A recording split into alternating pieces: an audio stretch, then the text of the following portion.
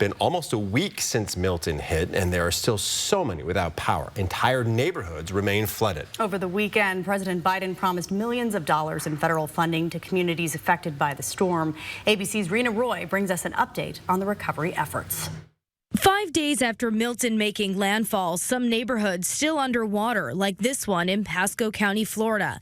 Streets turned to rivers, people using boats to get around, paddling through the roadways. In Hernando County, water levels still rising. Authorities issuing voluntary evacuations along this river where many homes are already inundated. I just looked at the flood gauge, and it looks like we're at about 18 feet, and it's predicted to go to 19 feet. So they certainly need to take action now, and if they're concerned about their safety, they need to evacuate. Hundreds of thousands still without power. Florida Power and Light is saying that by the end of the day Wednesday, they anticipate just about everybody will be restored to power.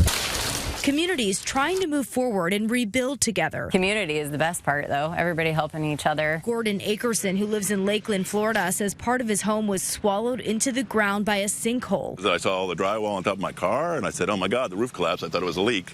And then I ran in the garage, but I got to the doorway and saw that the whole garage wasn't there. Gas still running low in some areas, but deliveries have been arriving to help keep up with demand. President Biden vowing to help with $94 million in federal funding after surveying the widespread destruction over the weekend. It's in moments like this we come together to take care of each other, not as Democrats or Republicans, but as Americans. Americans who need help. Milton hit less than 2 weeks after Hurricane Helene. Up to 100,000 homes and businesses in North Carolina are still without running water, and it could take weeks to fully restore service.